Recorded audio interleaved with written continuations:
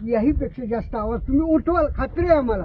कारण तुम्ही खानदानी राजकारणी आहे, तुम्ही असं डुप्लिकेट राजकारणी नाही. तुम्ही निश्चितपणे आवाज उठवणार आणि शेतकऱ्याची तळमळ अगदी पवारसाहेबापासून सगळ्याला आहे. तुम्ही निश्चित प्रमाणे आमच्या शेतकऱ्याचं ज्या वेळेला कांद्याला भाव नव्हता त्यावेळेला कांदा कोण खाणार म्हणणारा माझा या देशाचा नेता पवारसाहेब होते.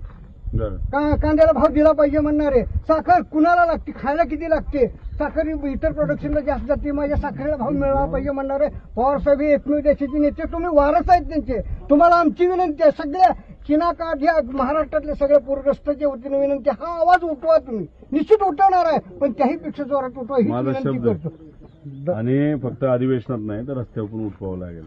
आम्ही तुमच्या पाठीशी आहोत दादा.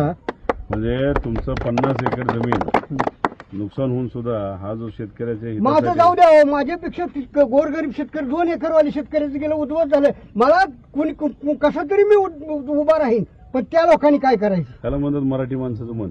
दादा, ज्यावेळेस 93ला भूकंप झालता त्यावेळेस घरं उद्ध्वस्त झालती, आता भविष्य उद्ध्वस्त झाले सगळं. त्यावेळेस पवार साहेब ज्यावेळेस रात्रोरात किल्लारीला आले, तोच प्रसंग आमच्या पुढे आज उभारलाय. तो आम्ही उद्ध्वस्त होत असताना तुम्ही आमच्या मदतीला आलाय. आम्ही जोपर्यंत आयुष्य आहे आमचं तोपर्यंत रोहित पवार आणि पवार साहेबांचं आमची जबाबदारी आहे. जबाबदारी नाही, तुमचं रक्त आहे ते, आणि त्या रक्तानुसार तुम्ही गप बसणार नाही हे आम्हाला कळतंय.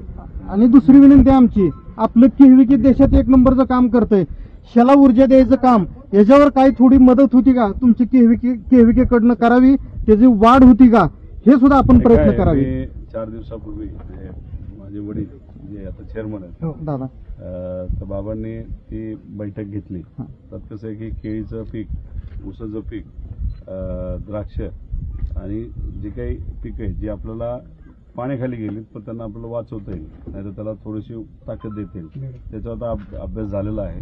परिपत्रक आपण काढतोय, ते प्रसिद्ध पण करतो आणि सरकारला सुद्धा आम्ही सांगणार. तुम्ही निश्चित प्रमाणे आमच्या शेतकऱ्याचं ज्या वेळेला कांद्याला भाव नव्हता त्यावेळेला कांदा कोण